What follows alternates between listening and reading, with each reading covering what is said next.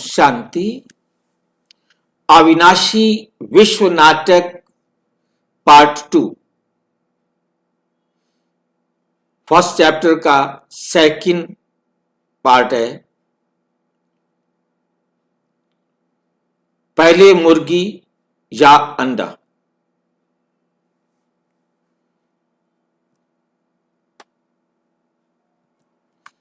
आज हम मानव इतिहास के सबसे पुराने प्रश्न पर विचार करेंगे। पहले मुर्गी आई या अंडा आया? क्या जगत की कोई उत्पत्ति हुई थी? क्या जगत की कोई उत्पत्ति हुई थी?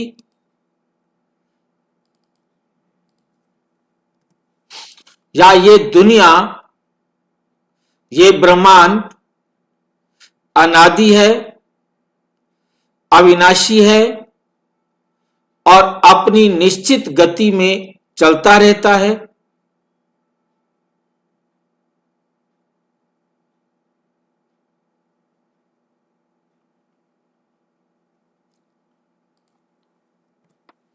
आइए अविनाशी विश्व नाटक के आध्यात्मिक विज्ञान के आधार पर इस रहस्य को सरलता से समझें।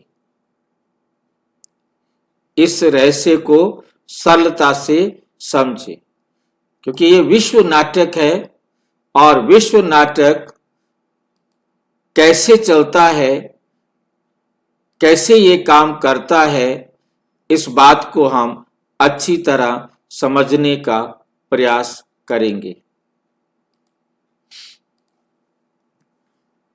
क्या जगत की शुरुआत हुई थी? प्रश्न है, क्या जगत की शुरुआत हुई थी?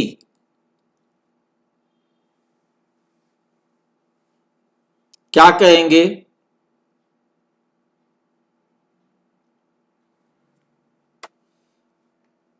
मेरी आवाज आ रही है ना आपके पास? भाई जी, जगत शाश्वत और अनादि है। जगत शाश्वत है, अनादि है। यह हमेशा था, है और रहेगा। आज विज्ञान कहता है बिग बैंग।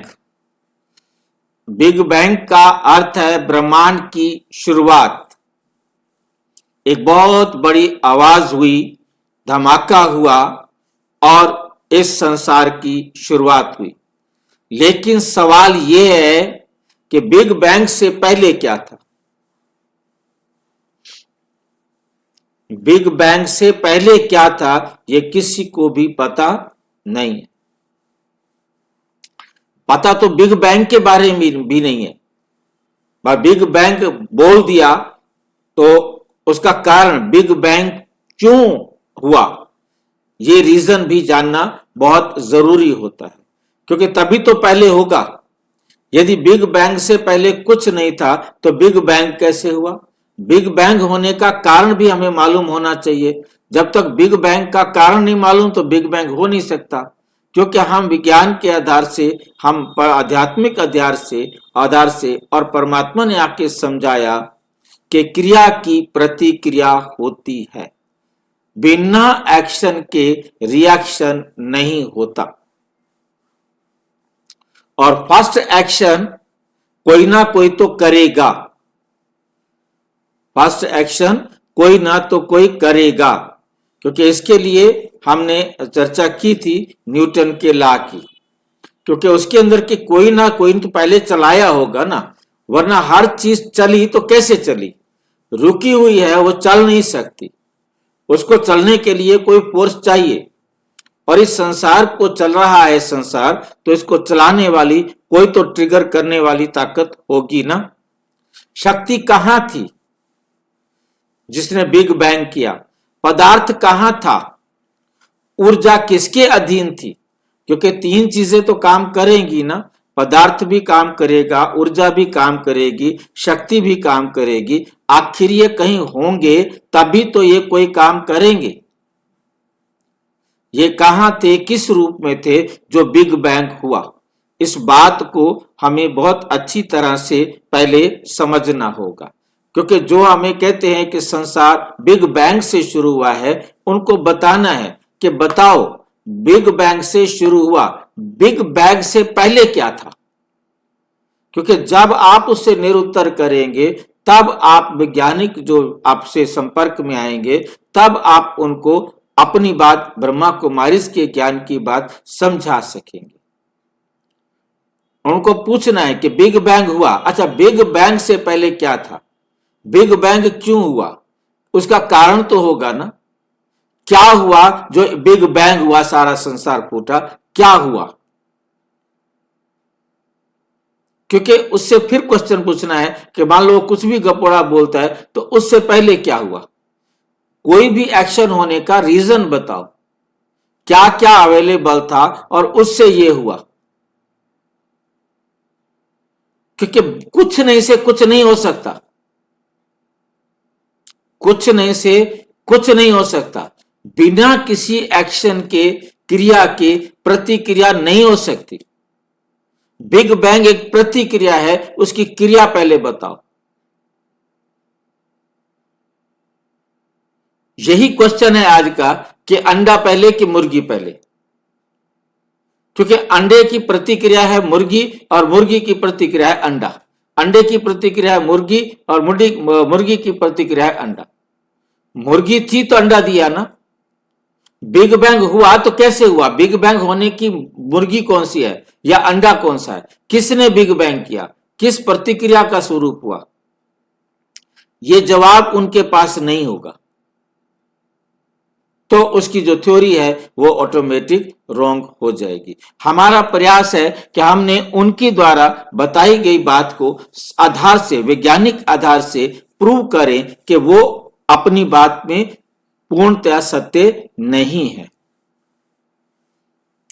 और हम बाबा की बात पर हम प्रूव करके बताएंगे कि देखो ये बात इस प्रकार से सत्य है, तब समझ में आती है बात। जगत की कोई उत्पत्ति नहीं हुई, जगत कोई अचानक ऐसे उत्पन्न नहीं हो गया, ये एक अनादि और अनंत ड्रामा है। आपने कह तो दिया कि ये ड्रामा शाश्वत है, अनादि और अनंत है, परंतु ये बात हमने समझानी है, प्रूव करनी है उनके सामने, उनको बताना है कि ये ड्रामा अनादि और अनंत कैसे है। जब उनको समझ में आएगा तभी वो सत्य को एक्सेप्ट करेंगे। सत्य तो परमात्मा ने बता दिया, परंतु परमात्मा के बताई हुई सत्य बात को उन तक प्रूव करना और उनको धारण कराना, यह हमारी ड्यूटी है। ये बात हमें बहुत अच्छी तरह से समझ लेनी है। जो होता है वही दोबारा होता है, जो होता है वही दोबारा होता है, ये बात समझनी है पहले। क्या आपको समझ में आ गई है कि जो होता है वही दोबारा होता है?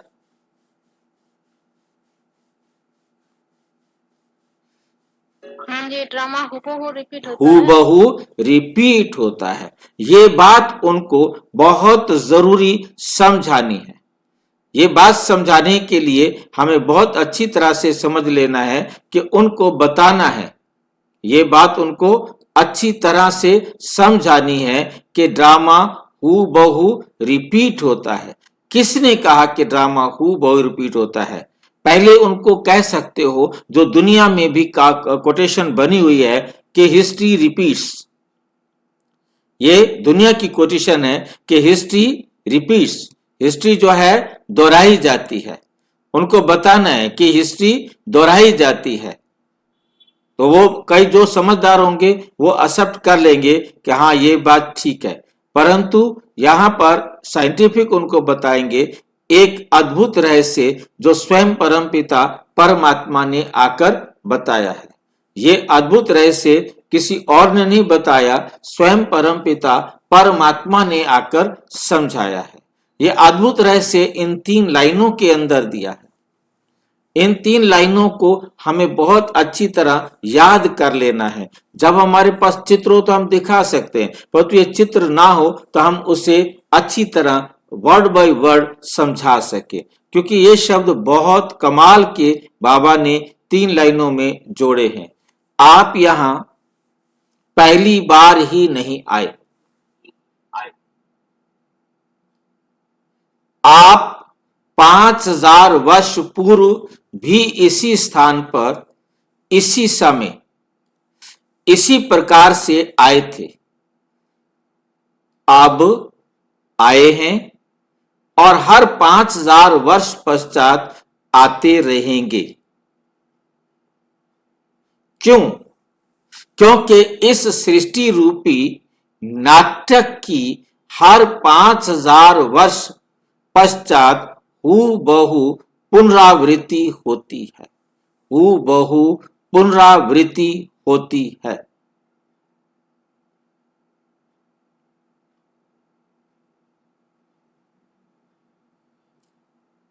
रिपीट होता रहता है और अनगिनत बार रिपीट हो चुका है और अनगिनत बार रिपीट होता रहेगा।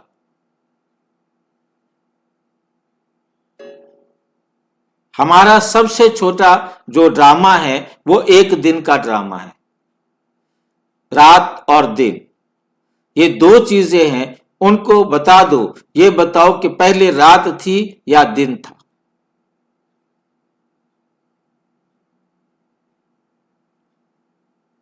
उनको पूछो, कोई बता सकता है कि रात से पहले दिन, दिन से पहले रात, रात से पहले दिन, दिन से पहले रात। पहले क्या था, दिन या रात?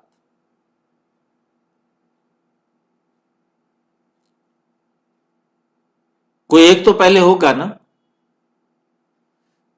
इसी प्रकार से अनादि होने पर उसके लिए हमें इस चित्र को छोटा करके दिखाना है, उनको बताना है कि ये कैसे चलता है, ये अनादि कैसे होता है, किस प्रकार से चलता है। उनको कहना है कि ये घड़ी, ये सृष्टि चक्र है। इसको क्या कहा जाता है? सृष्टि चक्र, वर्ल्ड ड्रामा व्हील। इसका हिंदी में अर्थ ऊपर दिया हुआ है, सृष्टि चक्र। सृष्टि चक्र का क्या मतलब होता है? ये एक चक्र है, ठीक है कि नहीं? और जो चक्र होता है वो कभी भी उसका कोई आरंभ और अंत नहीं बता सकते। सृष्टि चक्र का कभी भी कोई आरंभ अंत नहीं बता सकते। हम अब ये देख रहे हैं कि इस चक्र को हम चाहें तो 12 से शुरू करें, हम चाहें तो 3 से शुरू करें, हम चाहें तो 6 से शुरू करें, हम चाहें तो 9 से शुरू करें, फिर वापस वहीं आकर के वो चक्र क्या हो जाएगा? पूरा हो जाएगा, फिर से रिपीट होना शुरू हो जाएगा। भाई, हाँ जी, दृष्टि चक्र को हम अवस्था कह सकते हैं, जैसे नीचे ऊपर सीढ़ी का। सृष्टि चक्र को अवस्था का क्या मतलब हुआ? मतलब ये अप डाउन जो होता है, मतलब अवस्था हमारी आत्मा का। इसी अवस्था में क्यों चले गए हो? यहाँ अवस्था का लिंक नहीं है। जहाँ लिंक जुड़े वहां जोड़ो। यहाँ तो हमने उनको बताना है, हमारी बुद्धि में हमारा जो टारगेट है वो एकदम क्लियर होना चाहिए। हमने उनको बताना है कि सतयुग से पहले क्या था? कलयुग। कलयुग से पहले क्या था? द्वापुर। द्वापुर से पहले क्या था? त्रेता। त्रेता से पहले क्या था? सतयुग। सतयुग से पहले क्या था? कलयुग। ये चक्र अनादि काल से चलता आ रहा है और अनंत काल तक चलता रहेगा, कभी रुकने वाला नहीं है, कभी रुकने वाला नहीं है।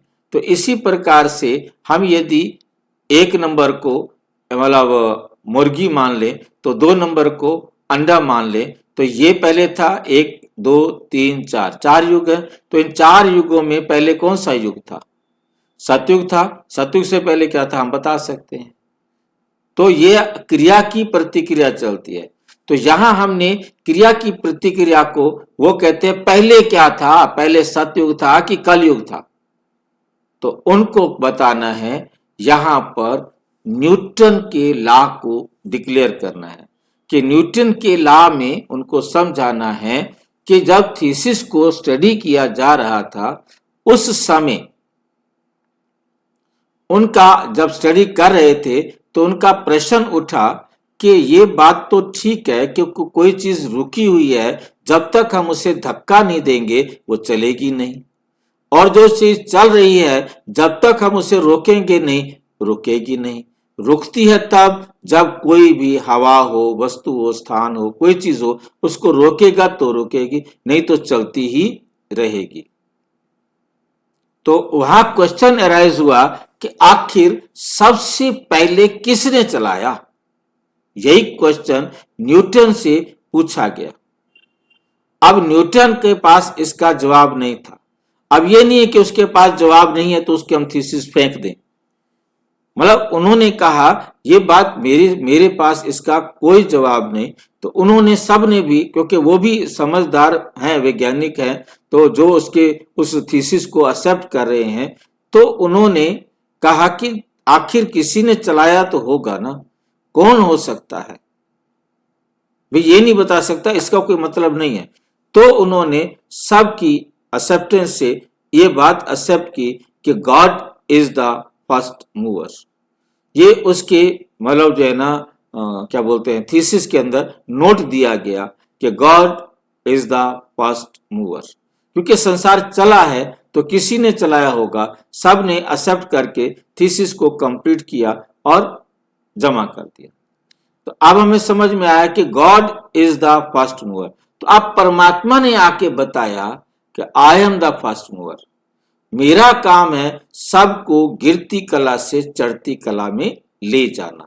तो परमात्मा के बारे में हमने उनको परिचय देना है कि सतयुग से हम जैसे नीचे गिरते आते हैं, गिरते गिरते एकदम 100 से हम जब 0 पर पहुंच जाते हैं, तो परमात्मा आकर हम सबको अपलिफ्ट करने के लिए, चरित्रहीन से चरित्रवान बनाने के लिए, पतित से पावन बनाने के लिए, भ्रष्टाचारी से श्रेष्ठाचारी बनाने के लिए परमात्मा हमें रास्ता दिखाते हैं, सत्य ज्ञान देते हैं। उसे ज्ञान का सागर कहा जाता है। वो सत्य ज्ञान देते हैं जिसके आधार पर हम परमात्म डायरेक्शन पर पढ़कर चलकर हम अपने आप को 100% प्योर बनाते हैं। अब हर एक आत्मा पुरुषार्थ तो करती है, परंतु सारे लॉ है कि सारे एक जैसे नंबर नहीं ले सकते। सबकी मेरिट बनती है और उस मेरिट के हिसाब से वही हर एक की यूनिक आईडी है, वही उनकी मेरिट है, वही सब कुछ है। आत्माएं उस प्रकार से अपने घर में जाती हैं और वहां रहती हैं और अपने अंदर वो परिवर्तन भी देखती रहती हैं और अंत में सारी दुनिया एकदम साफ हो जाती है। सभी घर चले जाते हैं और फिर से मेरिट के हिसाब से फिर आना शुरू करते हैं। 5000 साल बाद फिर वही समय आता है, सारे तमो प्रधान पतित हो जाते हैं, फिर परमात्मा आकर उन सबको ट्रिगर करते हैं। ये ट्रिगर हर 5000 साल बाद संगम युग पर जब पूरा कल्प खत्म होने वाला है, उस समय आकर क्या करते हैं, ट्रिगर कराते। शिव बाबा इस संसार को पतित से पावन बनाने का काम करता है। हर 5000 साल बाद एक्यूरेट टाइम पर परमात्मा आकर सृष्टि का परिवर्तन चढ़ती कला में ले जाने के लिए सबको गाइड करते हैं और फिर उसका परिणाम होता है कि हम सुधर करके आते हैं, फिर धीरे धीरे पतित हो जाते हैं, फिर परमात्मा आते हैं, फिर हमको पढ़ाकर वापस अपने उसी रूप में ले आते हैं। तो ये चक्र बताना है कि पहले ये सबसे पहले गॉड का काम है हर 5000 साल बाद कल्प बाद आकर सृष्टि को श्रेष्ठ बनाने की ट्रेनिंग देना।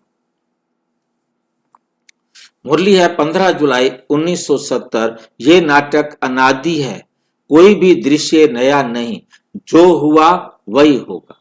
तो जो नाटक में, ड्रामा में जो एक बार हो जाता है वही फिर दोबारा होता है। जो कुछ भी है ये हू बहु रात और दिन बराबर रहते हैं। सतयुग त्रेता को दिन कहा जाता है, द्वापर कलयुग को रात कहा जाता है। तो सभी आत्माएं उसी प्रकार से अपने समय पर आती हैं, एक्यूरेट पार्ट रिपीट करती हैं, जिसमें कोई मिस्टेक नहीं होती। तो ये हमने उनको बताना है, ये अनादि काल से चला आ रहा है और अनंत काल तक चलता रहेगा। पहले मुर्गा या अंडा, ये हम उनको जवाब दे देंगे। उत्तर, पुस्तक में ये प्रश्न गहरी बुद्धि से समझाया गया है। मुर्गा भी चक्र में था और अंडा भी चक्र में था। इस सृष्टि चक्र के अंदर मतलब कलयुग भी है और सतयुग भी है। तो सतयुग से पहले कलयुग, कलयुग से पहले त्रेता द्वापर युग, द्वापर से पहले त्रेता युग। तो पहले वाला युग था, तो क्रिया की प्रतिक्रिया लगातार चलती आ रही है। क्योंकि कलयुग की प्रतिक्रिया थी कि जब हम बिल्कुल तमो प्रधान हो गए, तो अब सतो प्रधान बनाने का काम परमात्मा ने किया और हम सबको सतो प्रधान बना दिया। हम जब सतो प्रधान बन गए तो हमारे लिए दुनिया भी सतो प्रधान चाहिए थी, तो हमारी दुनिया भी सतो प्रधान बन गई। तो इस प्रकार से चक्र जो है अनादि काल से चला आ रहा है, अनंत काल तक चलता रहेगा। यही मुर्गी भी चक्र में थी और अंडा भी चक्र में था। दोनों का पहले या बाद में पूछना ही गलत धारणा है, क्योंकि दोनों ये कहें कि पहले कौन था, अंडा पहले था फिर मुर्गी आई तो मुर्गी ने अंडा दिया। अब यदि अंडे बच्चे ज्यादा होने हैं तो फिर वो ज्यादा होंगे, तो अंडे ज्यादा होंगे तो ज्यादा बच्चे होंगे। अविनाशी विश्व नाटक पार्ट 2 का 2 है कि दोनों का पहले है, बाद में पूछना ही गलत है। पहले या पीछे कौन सा, ये पूछना ही गलत है। क्यों? क्योंकि ड्रामा चक्रीय है, रेखीय लीनियर नहीं है, चक्र वाला है। तो चक्र वाली चीज तो जब चलेगी तब पता लगेगी ये राइट में घूमती है कि लेफ्ट में घूमती है।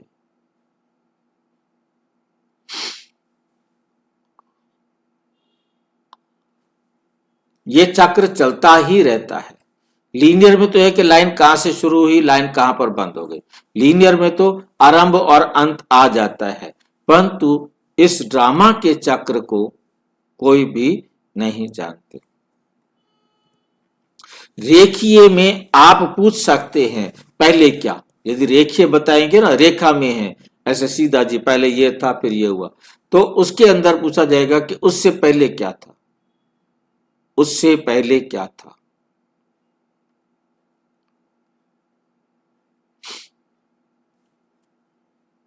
और बाद में क्या था, उसके बाद क्या था, उसके बाद क्या था। ये चक्र में ही एक ऐसा जादू है कि वो सब कुछ मिला देता है।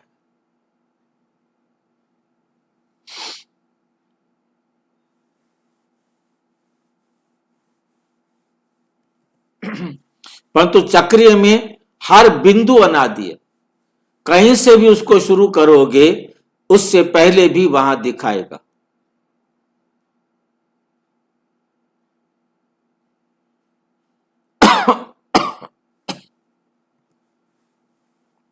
मुरली 1 फरवरी 1968। चक्र का कोई आदि या अंत नहीं, अतः पहले का प्रश्न ही नहीं उठता। चक्र का आदि और अंत नहीं है तो इसमें पहले वाला प्रश्न भी नहीं उठता। उदाहरण, घड़ी की सुई 12 के बाद 1 पर आती है, क्या आप पूछेंगे पहले 12 आया या 1 आया। चक्र में हर बिंदु सदा है, ये चाहिए जगत का राज है।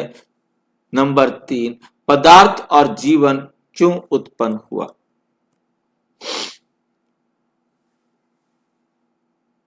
विज्ञान कहते हैं पहले पदार्थ बना फिर जीवन बना। तो बना का मतलब बनाया नहीं गया, ये पदार्थ थे परंतु ये विकृत हो गए थे। इनको परम आत्मा ने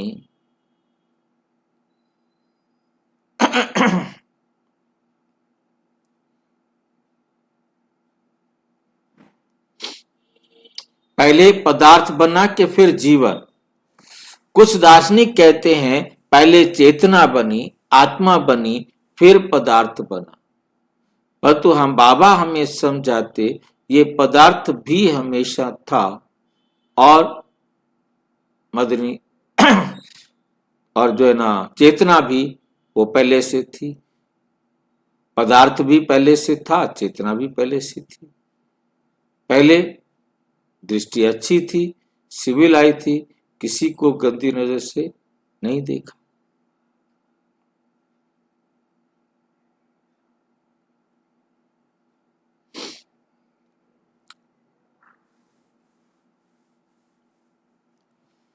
बीके ज्ञान कहता है ना तो चेतना बनी है ना पदार्थ बना है, ये दोनों अनादि है। आत्मा को किसी ने नहीं बनाया और इस प्रकृति को भी किसी ने नहीं बनाया। ये प्रकृति भी हमेशा थी, है और रहेगी। और ये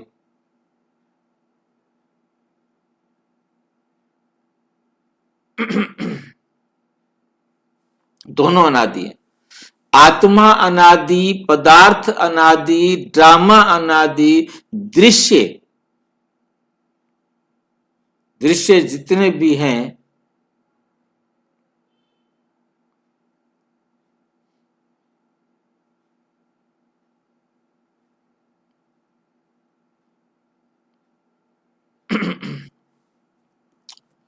दस जनवरी 1972 की मुरली में बाबा ने कहा आत्मा और प्रकृति दोनों ही अनादि हैं, दोनों का संगम ये नाटक रचता है। यदि जगत बना नहीं तो परिवर्तन कैसे होता है।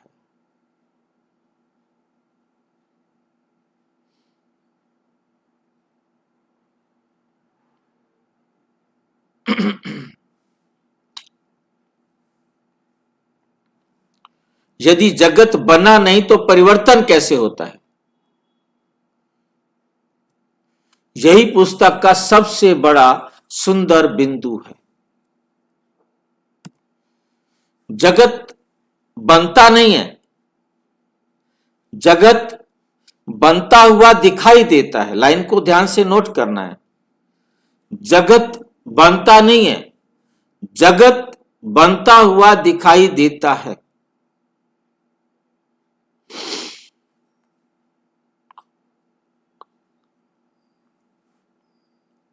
क्या समझ में आया? दिखाई देने और बनने में क्या बात है? ये जगत बनता नहीं है, जगत बनता हुआ दिखाई देता है।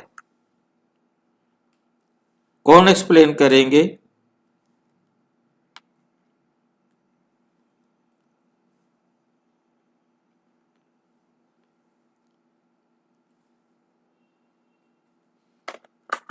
जगत बनता हुआ दिखाई देता है। जगत हमेशा था, है और रहेगा। तो बनता हुआ कैसे दिखाई देता है? भाई जी, बनता हुआ ऐसे दिखाई देता है जैसे परिवर्तन हो रहा है। एक एक बोलो, एक जना बोलो। हाँ जी,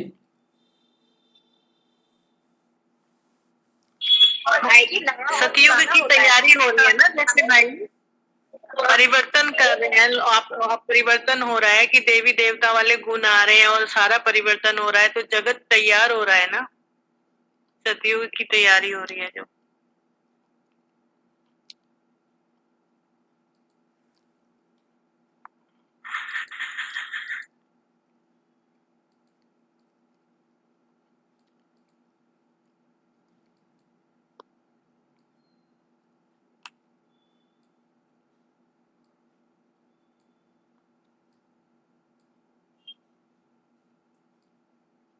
बाहर वाले जानते हैं कि विनाश हो जाते हैं।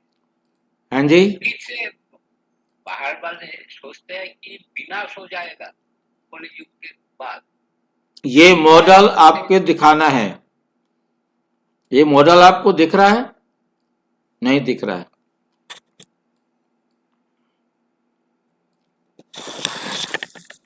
ये मॉडल आपको दिखाई दे रहा है? हाँ जी भाई जी। मॉडल नहीं दिखा, हाँ जी, मॉडल दिखाई नहीं देता।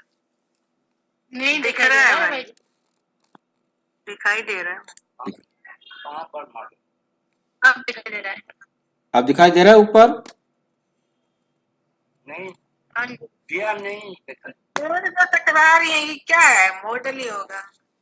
ये जो बॉल है ना, हिट कर रही है, ये क्रिया और प्रतिक्रिया हो रही है। ये बाल आकर के उसको हिट करती है तो वो दूर जाती है, वो आकर के उसको हिट करती है तो ये दूर जाती है।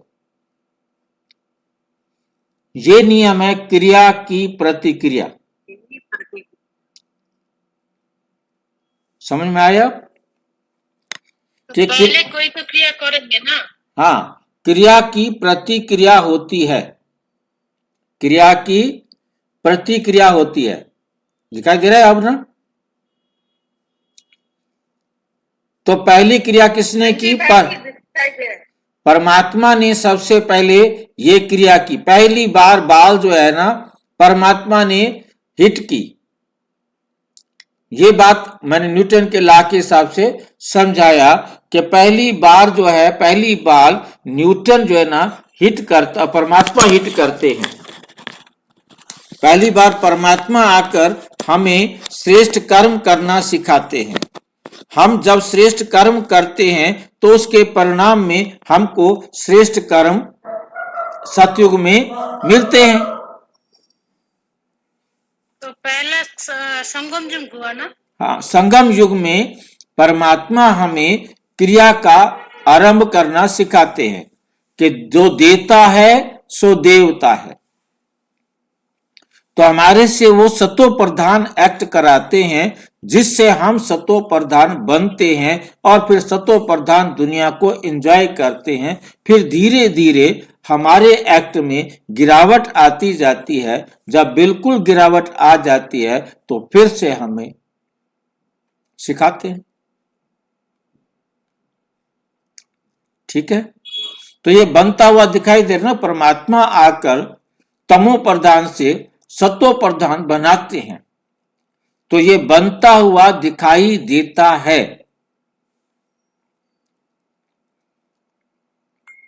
और उसके बाद फिर चालू हो जाता है नीचे आना। तो भाई जी मतलब बनता हुआ दिखाई देना माना परिवर्तन होना। हाँ, परिवर्तन सामने दिखाई देगा ना, और हर टाइम परिवर्तन हो रहा है। ये तो परमात्मा आकर गिरती को चढ़ती कला करते हैं, बाकी चढ़ती कला से सारे नीचे आते हुए भी दिखाई दे रहे हैं। हमारे सामने परिवर्तन हो रहा है ना।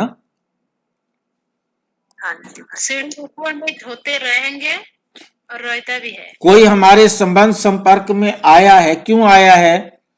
हमने उसके साथ कार्मिक अकाउंट बनाया है ना, उस क्रिया की प्रतिक्रिया रिटर्न करने के लिए आया है ना। जिसको हमने सुख दिया हुआ था, क्रिया हमने ली हुई थी, वो उस क्रिया को रिटर्न करने के लिए आया है। और फिर आगे जो हमें मिलेंगे, जो भी मिलेंगे वो रिटर्न करने वाले मिलेंगे।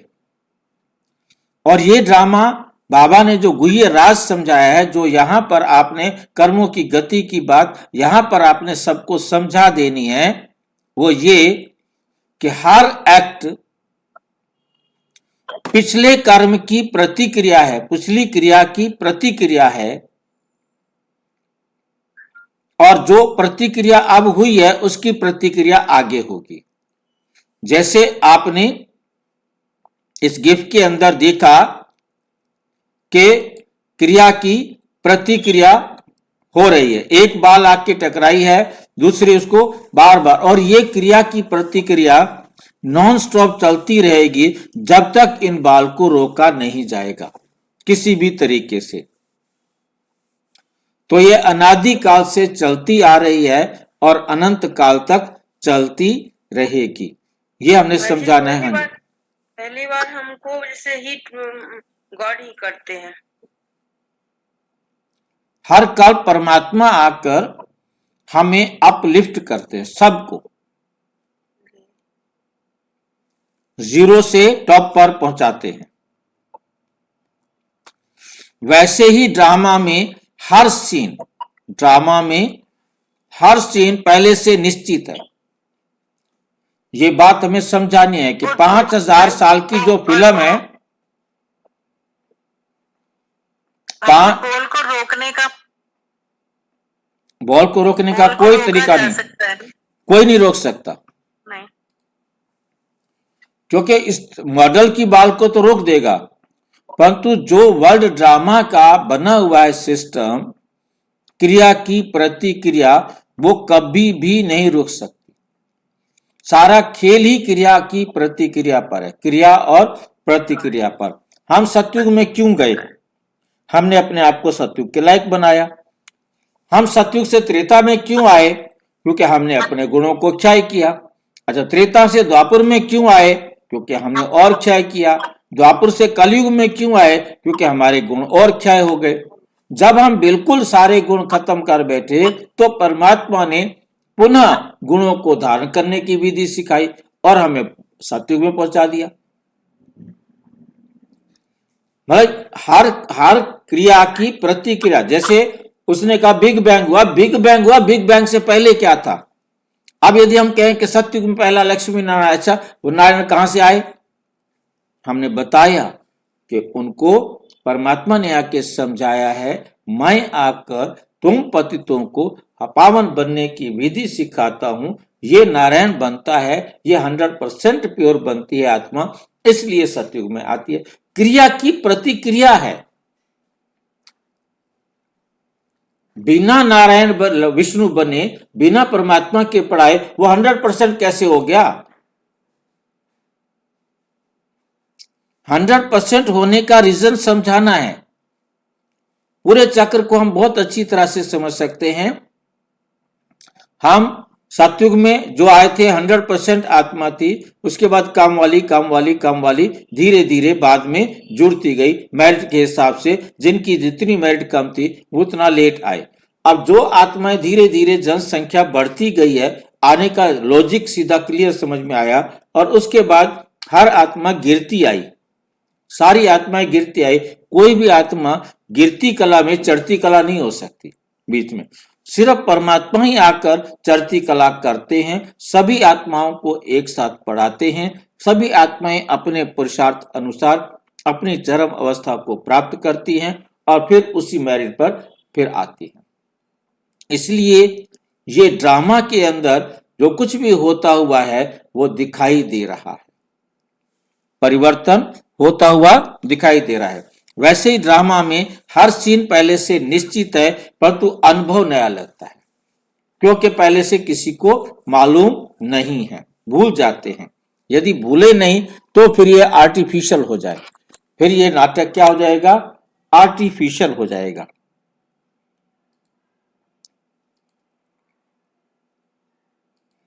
फिर बाबा आकर इसे पुनः बनाते हैं, पुनः सेट करते हैं। उसी प्रकार से सेम हर एक आत्मा अपनी उसी अवस्था को प्राप्त करती है।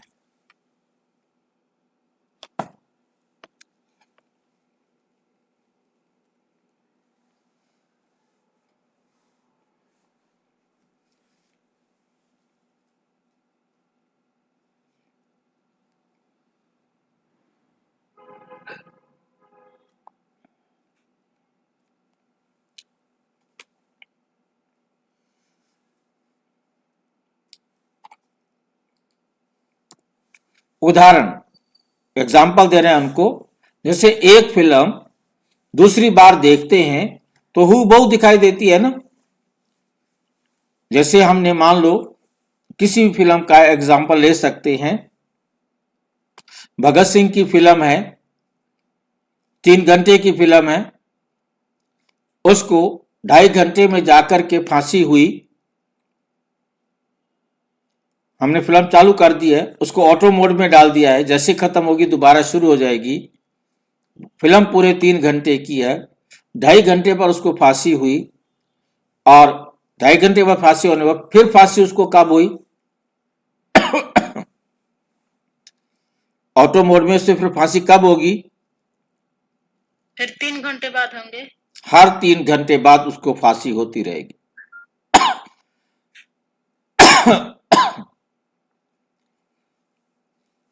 तो इसी प्रकार ये संसार का नाटक है जो 5000 साल बाद हू बहू एज इट इज रिपीट होता है। उस फिल्म को हम कट कर सकते हैं, ऐड कर सकते हैं, एडिट कर सकते हैं, डिलीट कर सकते हैं, परंतु इस वर्ड फिल्म को हम ना कट कर सकते हैं, ना ऐड कर सकते हैं, ना एडिट कर सकते हैं, ना डिलीट कर सकते हैं। आप जानते हैं कि दृश्य दोहराया जा रहा है, पर अनुभव फिर भी नया लगता है। अनुभव फिर भी नया लगता है। ज्ञान का सार उत्पत्ति की धारणा ही गलत है। ज्ञान का सार क्या है? जो ये उत्पत्ति की धारणा है, बाबा कहते ये धारणा ही उनकी गलत है। उत्पत्ति हुई, कुछ भी उत्पन्न नहीं होता, ये था, है और रहेगा। पुस्तक हमें ये बोध कराती है कि जगत का कोई आरंभ बिंदु नहीं।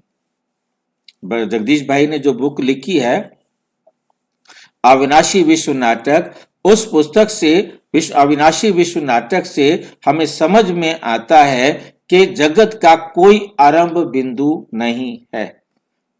जगत अविनाशी है, चक्र के रूप में चलता है। हर 5000 वर्ष की पुनरावृत्ति में मुरली 16 दिसंबर 1969 को शिव बाबा ने कहा, ड्रामा का कोई आदि नहीं, अंत ना अंत। आदि भी नहीं है, ना अंत है। ये रिपीट होता है, इसलिए जगत अनादि है। इसलिए ये जगत क्या है? ये अनादि है, इसका अंत भी नहीं है। आध्यात्मिक साधन, आज हमें क्या समझना चाहिए? पहले क्या पूछना ही गलत प्रश्न है। पहले क्या, ये पूछना ही गलत प्रश्न है। पहले क्या? जगत ना बना है ना खत्म होगा।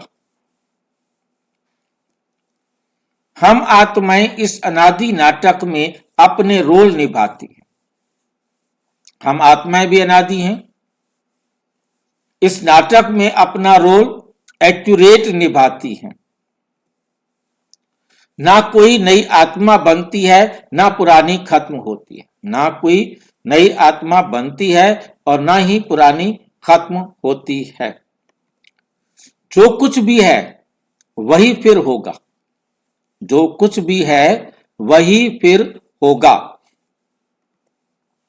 इस ज्ञान से मन में स्थिरता, शांति और निश्चय आता है।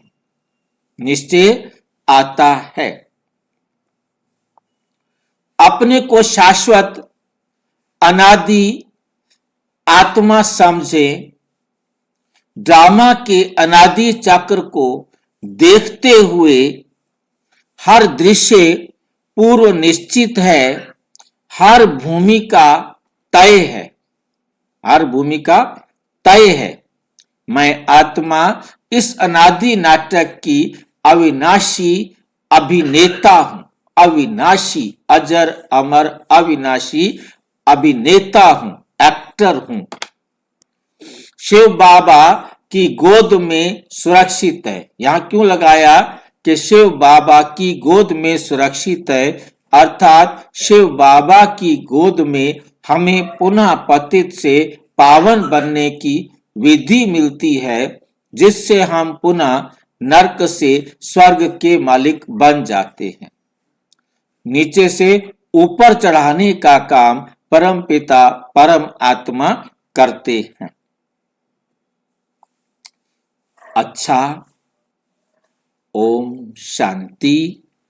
और विस्तार से जानने के लिए प्रजापिता ब्रह्मा कुमारी ईश्वरीय विश्वविद्यालय के किसी भी सेवा केंद्र पर संपर्क करें। और यदि कोई प्रश्न है तो 9213106986 पर आरटाई करें या टेलीग्राम करें 9650692270 पर, केवल व्हाट्सएप करें, फोन नहीं। ओम शांति।